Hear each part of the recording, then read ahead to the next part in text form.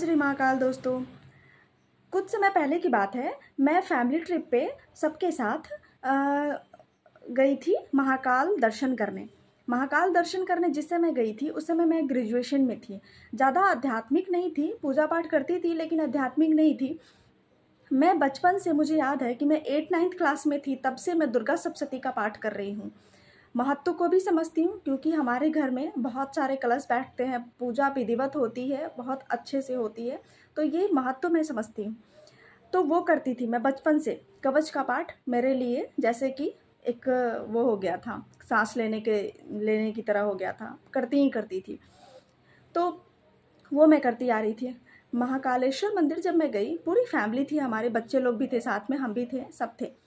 जब वहाँ गई तो सब लोग शिप्रा नदी में स्नान किए। स्नान करने के बाद वो लोग मंदिर में गए दर्शन करने, हम लोग भी जा रहे थे। मैं पीछे थोड़ा रुक गई थी कुछ वजह से। उसके बाद जब मैं आगे जाने लगी तो मेरे साथ एक हादसा हुआ।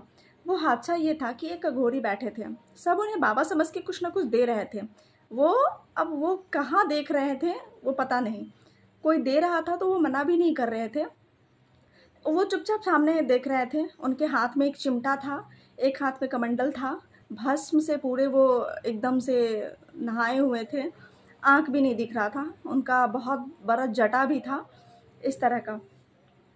मैं भी वहाँ से गुजर रही थी तो मैं भी उनको प्रणाम की। तो प्रणाम जब की ना तो मैं पैर छू के प्रणाम नहीं की, डायरेक्ट बोली बाबा प्रणाम। तो उन्होंने हमसे पूछा कहाँ जा रही हो। मैं बोली दर्शन करने, आप भी चलिए। तो उन्होंने बोला कि मैं तो रोज़ करता हूँ। हम बोले अच्छा। फिर मैं जाने लगी तो उन्होंने बोला कि दर्शन करके क्या मिलेगा। तो मैंने पूछा कि जल चढ़ाना है, पूजा करना है, फिर वापस आ जाना। अब क्या मिलेगा, भगवान से मांगूंगी तो मिलेगा, नहीं मांगूंगी तो नहीं मिलेगा।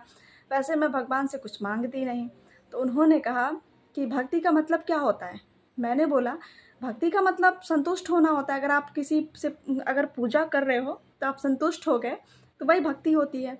तो उन्होंने कहा दर्शन करवाता हूँ तुमको। उन्होंने बोला कि आंखें बंद करो। मैं सोची क्या बोल रहे हैं, मैं बोली जाने दीजिए, दर्शन करने जाना है। तो बोले पहले आंखें बंद करो। मैं आंखें बंद की ना, उन्होंने मेरे यहाँ पे स्पर्श किया। वो स्पर्श करते ही मतलब एकदम बीपी डाउन हो जाना जो कहते हैं, मेरा बीपी डाउन हो गया था। और अंदर से इतना गंदा वाला वोमिटिंग आया, मेरे मुंह में आ गया। मतलब मैं बहुत ज़्यादा अजीब हो गई थी। और एकदम को ऐसा आवाज़ जो होता है ना, जो कान बंद हो जाना, किसी और का सुनाई नहीं देना, वैसा सुनाई दे रहा, वैसा हो रहा था। कुछ सुन ही नहीं पा रही थी, एकदम होता ना सुन्न पर जाना, वैसा सुन्न। तब वो मेरे से कहते हैं जो दिख रही हो वो है ही नहीं, मतलब तुम जो देख रही हो वो है ही नहीं, जो नहीं देख रही हो वही तो है। बाबा के शरण में आ जाओ, माता का सानिध्य तो है ही, बस बाबा का सानिध्य मिलना बाकी है। बाबा के शरण में आ जाओ। उन्होंने बस इतना ही बोला।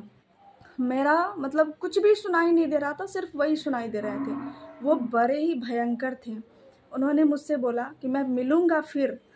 इतना बोलने के बाद वो कहाँ गए, क्या हुआ उनका नहीं पता। मैं जब ठीक हुई तो मैं पूछी अपने ड्राइवर से, वो जो बाबा थे जिनसे मैं बात कर रही थी, आपने देखा था उनको? तो उन्होंने बोला कि नहीं, पता नहीं वो कहाँ चले गए थे, मैं देखा नहीं। लेकिन ये जो मेरे साथ हादसा हुआ वो बड़ा ही विचित्र हादसा था। मैं कामाख्या गई, मैं बनारस गई, मैं तारापीठ गई, हर जगह गई, वैसे बाबा मुझे कहीं नहीं मिले। मैंने अघोरियों से बात भी की, बहुत सारे अघोरियों से बात की, इस बारे में नहीं, ऐसी ही बात की, लेकिन मुझे बाबा वो कहीं नहीं दिखे।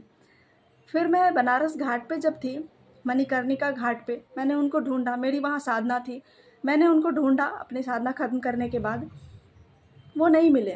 तो मैं बस ऐसे ही प्रकृति को कह के आई कि वो जो साधु मिले थे मुझे, अघोरी, वो अघोरी थे, वो जो अघोरी मिले थे मुझे, उन्हें आप मिलवा दो, मैंने प्रकृति से कह के आया। तो ये मेरे साथ बहुत ही अजीब हादसा था। उसके बाद से मेरा जीवन बस बहुत ज़्यादा परिवर्तन हो गया। मैं बाबा का पूजा करने लगी, माता का तो मैं पहले से ही करती थी, और मैं जो चाहती हूँ वो पूरा हो जाता है। वो कौन थे, कहाँ से आए थे, मुझे नहीं पता, लेकिन अघोरी का मतलब मुझे उस दिन पता हुआ था कि आखिर अघोरी होते क्या हैं। जय श्री महाकाल।